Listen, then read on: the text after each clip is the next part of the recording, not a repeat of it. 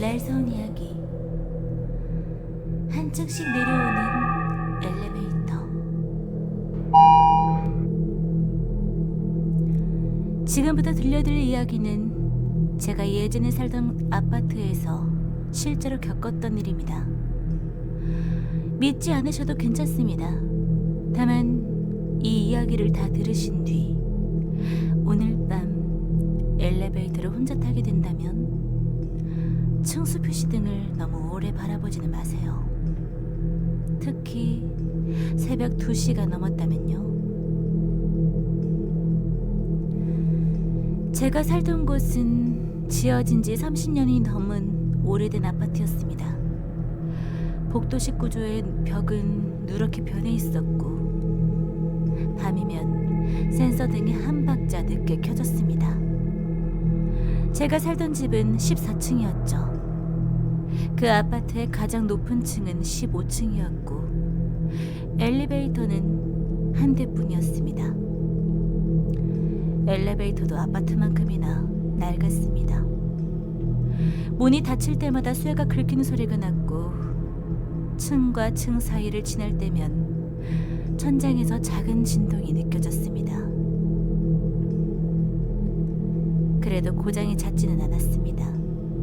적어도 그 일이 생기기 전까지는요. 처음 이상한 점을 발견한 것은 이사 온 지 사흘째 되던 날이었습니다.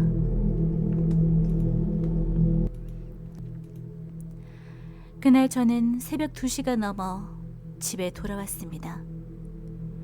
야근을 마치고 아파트 현관에 들어서자 엘리베이터는 15층에 멈춰 있었습니다. 저는 별 생각 없이 호출 버튼을 눌렀습니다. 잠시 뒤 층수 표시등의 숫자가 바뀌었습니다. 엘리베이터가 내려오고 있었죠. 그런데 이상했습니다. 너무 느렸죠. 보통이라면 15층에서 1층까지 내려오는데 채 1분도 걸리지 않았습니다. 하지만 그날은 한 층을 내려올 때마다 정확히 10초쯤 멈췄습니다. 15에서 14로 10초, 14에서 13으로 또 10초. 마치 모든 층에 서서 누군가를 태우고 내려오는 것처럼요. 하지만 엘리베이터가 멈출 때마다 문이 열리는 소리는 들리지 않았습니다.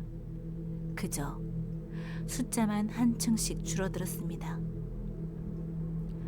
조용한 현관에는 엘리베이터 기계가 움직이는 둔탁한 소리만 울렸습니다. 저는 괜히 불안해져 계단 쪽을 바라봤습니다. 14층까지 걸어갈까 생각했지만 하루 종일 일한 탓에 다리에 힘이 없었습니다. 결국 그대로 기다리기로 결정했습니다. 엘리베이터는 계속 내려왔습니다. 그리고 1층. 도착을 알리는 소리가 났습니다. 띵. 문이 천천히 열렸습니다. 엘리베이터 안에는 아무도 없었죠. 그런데 바닥이 젖어 있었습니다. 비가 온 날도 아니었죠. 젖은 발자국이 엘리베이터 안쪽에서 시작해 문 앞까지 이어져 있었습니다. 이상한 것은 발자국의 방향이었습니다. 누군가 엘리베이터에서 밖으로 나온 흔적이 아니라 밖에서 안으로 들어간 흔적처럼 보였죠. 하지만 저는 줄곧 문 앞에 서 있었습니다. 아무도 들어간 적은 없었습니다. 저는 뭔가 깨름칙해 엘리베이터를 타지 않았습니다. 그날은 계단으로 14층까지 올라갔습니다. 다음 날 아침 경비실에 내려가 새벽에 엘리베이터가 이상하게 움직였다고 말했습니다. 경비 아저씨는 대수롭지 않다는 듯 웃었죠. 오래돼서 그래요. 가끔 충수 센서가 좀 늦게 잡혀요. 저는 바닥에 있던 발자국 이야기도 했습니다. 그러자 경비 아저씨의 표정이 잠시 굳었습니다. 아주 잠깐이었지만요. 하지만 저는 분명히 봤습니다. 그는 저와 눈을 마주치지 않은 채로 말했죠. 새벽에는 그냥 계단을 이용하세요. 왜요? 아니 운동도 되고 좋잖아요. 그는 더 이상 설명하지 않았습니다. 그 뒤로 며칠 동안은 아무 일도 없었습니다. 그러다 일주일쯤 지난 어느 날 저는 또 새벽 2시가 되어서 귀가했습니다. 현관에 들어선 순간 엘리베이터가 15층에 멈춰 있는 것을 보였습니다. 그날과 똑같았습니다. 저는 호출 버튼을 누르지 않았습니다. 계단으로 가려고 몸을 돌렸죠. 그런데 그때 엘리베이터가 스스로 움직이기 시작했습니다. 한 층씩 천천히. 저는 버튼을 누르지 않았습니다. 아무도 엘리베이터를 부르지 않았는데 그것은 1층을 향해 내려오고 있었습니다. 저는 계단문을 열었죠. 그 순간 뒤에서 낮은 기계음이 들렸습니다. 띵. 깜짝 놀라 돌아보니 엘리베이터는 어느새 1층에 도착해 있었습니다. 문이 열렸죠. 이번에도 안에는 아무도 없었습니다. 다만 조작판의 14층 버튼에 불이 들어와 있었습니다. 제가 사는 층이었습니다.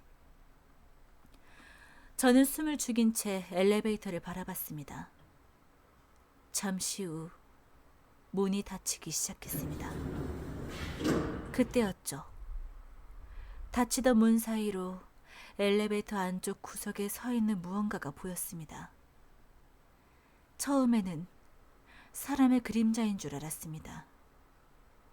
하지만 그것은 너무 길었습니다. 천장에 머리가 닿을 정도로 길쭉했고 팔은 무릎 아래까지 내려와 있었습니다. 얼굴이 있어야 할 부분은 검게 뭉개져 있었습니다. 문은 완전히 닫혔습니다.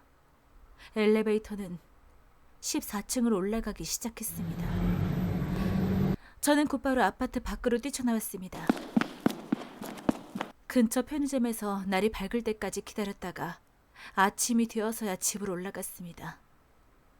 집 앞에 도착했을 때 현관문에는 물에 젖은 손자국이 찍혀 있었습니다. 손자국은 문고리 주변에 여러 개 남아 있었습니다. 누군가 밤새 문을 열려고 했던 것처럼요. 저는 집 안에 짐을 대충 챙겨 친구 집으로 갔습니다. 며칠 뒤 이사를 결정했습니다. 마지막으로 짐을 가지러 갔을 때 경비 아저씨를 다시 만났습니다. 저는 이번에는 그냥 넘어가지 않았습니다. 도대체 새벽에 엘리베이터가 무엇인지 말해달라고 했습니다. 경비 아저씨는 한참 동안 말이 없었습니다. 그러다 주변을 살핀 뒤 작은 목소리로 말했습니다. 10년 전쯤이었어요. 당시 15층에는 혼자 사는 남자가 있었다고 했습니다. 그 남자는 매일 새벽 2시쯤 엘리베이터를 타고 내려와 아파트 주변을 돌아다녔다고 합니다. 주민들은 그를 이상하게 여겼지만 큰 사고를 친 적은 없어서 아무도 신경을 쓰지 않았습니다. 그러던 어느 겨울밤, 남자는 엘리베이터 안에서 죽은 채 발견됐습니다. 발견 당시 엘리베이터는 1층에 멈춰 있었고 남자의 몸은 바닥에 쓰러져 있었습니다. 그런데 엘리베이터 내부 기록에는 이상한 점이 있었습니다. 엘리베이터는 15층에서 출발해 모든 층에 한 번씩 멈춘 뒤 1층으로 내려갔습니다. 14층, 13층, 12층, 한 층씩. 하지만 CCTV를 확인해 보니 어느 층에서도 문은 열리지 않았습니다. 더 이상한 것은 남자의 몸에서 발견된 흔적이었습니다. 그의 옷과 신발은 흠뻑 젖어 있었고 온몸에는 수많은 손자국이 남아 있었습니다. 마치 층마다 누군가가 엘리베이터 안으로 들어와 그를 붙잡았던 것처럼요. 그 뒤부터 가끔 새벽 2시가 넘으면 엘리베이터가 15층에서 한 층씩 내려오기 시작했다고 합니다. 그리고 그 엘리베이터를 타고 올라간 사람의 집 앞에는 다음 날 젖은 발자국이나 손자국이 남았습니다. 저는 경비 아저씨에게 물었습니다. 그럼 왜 주민들에게 말하지 않았나요? 그는 한숨을 쉬며 대답했습니다. 이상한 소문이 나면 집값 떨어진다고 관리사무소에서 막았어요. 그리고 제게 한 가지를 더 알려주었습니다. 새벽에 내려온 엘리베이터가 위험한 이유는 안에 무언가가 타고 있기 때문만은 아니라고 했습니다. 그 엘리베이터는 1층에서 사람을 기다립니다. 그리고 사람이 타지 않으면 그 사람의 집이 있는 층으로 스스로 올라갑니다. 제가 그날 보았던 14층 버튼도 처음부터 눌려 있었던 것은 아니었습니다. 엘리베이터는 제가 어디에 사는지 알고 있었던 것입니다. 저는 그날 바로 짐을 모두 빼고 아파트를 떠났습니다. 그 후로는 다시는 그곳에 간 적이 없습니다. 하지만 이사를 하고도 이상한 일은 끝나지 않았습니다. 한 달쯤 지난 어느 날이었습니다. 새벽 2시쯤 잠에서 깨어 물을 마시러 나갔습니다. 제가 새로 이사한 건물에는 엘리베이터가 없었습니다. 겨우 4층짜리 작은 빌라였거든요. 그런데 현관문 밖에서 이상한 소리가 들렸습니다. 낡은 기계가 움직이는 둔탁한 진동, 쇠가 긁히는 소리, 그리고 잠시 뒤 띵. 저는 문에 달린 작은 구멍으로 밖을 내다봤습니다. 복도 끝벽에는 원래 아무것도 없어야 했습니다. 하지만 그날은 벽 대신 낡은 엘리베이터 문이 서 있었습니다. 문 위의 층수 표시등에는 숫자 14가 떠 있었습니다. 곧 숫자가 바뀌었습니다. 그것은 한 층씩 내려오고 있었습니다. 제가 사는 곳은 4층이었지만 표시등은 14층부터 시작했습니다. 마치 아직도 제가 그 아파트 14층에 살고 있다고 생각하는 것처럼요. 숫자는 계속 줄어들었습니다. 그리고 4. 엘리베이터가 멈췄습니다. 띵. 문이 열렸습니다. 어두운 엘리베이터 안에는 아무것도 없는 것처럼 보였습니다. 그러나 잠시 후 검고 긴 손 하나가 문틈 밖으로 나왔습니다. 그 손은 바닥을 더듬으며 천천히 제 집 현관문 쪽으로 움직였습니다. 저는 뒤로 물러났습니다. 그리고 문 밖에서 무언가 젖은 손바닥으로 현관문을 짚는 소리를 들었습니다. 철썩, 철썩, 철썩. 잠시 뒤 문고리가 천천히 돌아가기 시작했습니다. 그날 이후 저는 새벽 2시 전에는 반드시 잠자리에 듭니다. 엘리베이터가 없는 집만 골라다니고 밤에는 절대로 현관문 구멍을 들여다보지 않습니다. 하지만 아무 소용이 없는 것 같습니다. 어젯밤에도 건물 밖에서 엘리베이터 도착음이 들렸기 때문이죠. 띵. 그리고 지금 제가 이 이야기를 읽는 동안에도 복도에서 숫자를 세는 소리가 들립니다. 조금씩 가까워지고 있습니다. 혹시 지금 엘리베이터가 없는 곳에서 이 이야기를 듣고 계신가요? 그렇다면 안심하셔도 좋습니다.